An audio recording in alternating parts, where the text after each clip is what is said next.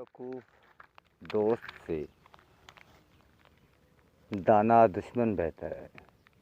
तो तमसीली कहानी कुछ यूँ है जो गालिबन मसनवी रूमी की है कि एक बहादुर आदमी जंगल में जा रहा था तो उसे कहीं किसी तरफ से कुछ चीखें सुनाई दी। तो जैसे ही वो सिमत का ठीक से अंदाज़ा लगाकर वहाँ पहुँचा तो देखा कि एक बड़ी अजदा है जिसने रीछ को अपने चंगुल में फांस दिया था। अब वो रीछ जो था वो चीख रहा था। तो उस बहादुर आदमी ने बड़ी चालाकी से, बड़ी तदबीर के साथ अपनी ताकत का इस्तेमाल करते हुए उसने अजदा को मार डाला। इस तरह रीछ को आज़ाद कर दिया। रीछ उसका बड़ा एहसानमंद हो गया।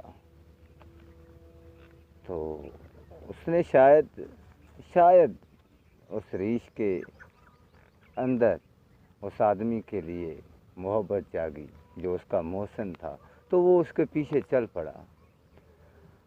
ये देखते हुए मन ही मन में वो आदमी शायद अपनी इस नेकी पर इतराने लगा था, खुश होने लगा था कि देख तो सही जानवर में कितना शऊर है कि वो अपने मोहसिन को नहीं छोड़ता, उसके साथ पुख्ता ताल्लुक़ का इजहार करता है, मोहब्बत का इजहार करता है। तो वो चल रहा था, रीछ उसके पीछे चल रहा था। रीछ को बड़ी अच्छी संगत मुयस्सर हुई, एक अच्छा मोहसिन मुयस्सर हो चुका था, तो वो कैसे उसे भला छोड़ता।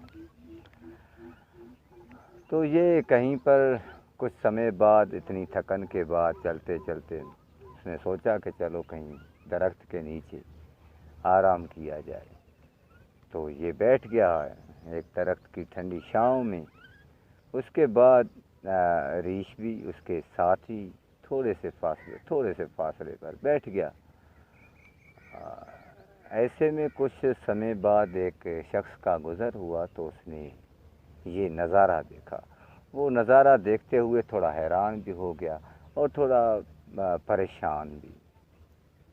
परेशान वो जिस बात पर हुआ था उसी बात पर वो फ़ौरन आ गया और उस आदमी से कहने लगा कि ये रीछ क्यों तुम्हारा इतना ख्याल रख रहा है, या तुम्हारे साथ बैठा हुआ है, या तुम्हारी संगत में बैठा हुआ है।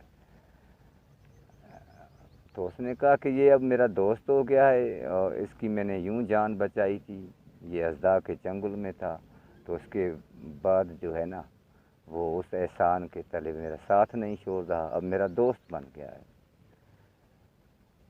तो उस शख्स ने उसे कहा कि इससे बच, इसकी दोस्ती समझ लें कि किसी बेवकूफ़ की दोस्ती है। तो उस शख्स ने शायद ना समझा, या उसकी बुद्धि, उसका जो फहम था वो भी कच्चा था, इतना बड़ा शऊर वाला नहीं था। तो वो उस आदमी की बात को ठीक से पकड़ नहीं पाया या समझ नहीं पाया। तो उसने उल्टा नेगेटिव अंदाज में उससे कहने लगा कि शायद तू जल रहा है कि एक जानवर कैसे किसी आदमी की संगत में रह सकता है, और ये मौका तुम्हें मुयस्सर नहीं आया, ये नेमत तुम्हें मुयस्सर नहीं आ रही, तो शायद उस हसद से तू जल रहा है।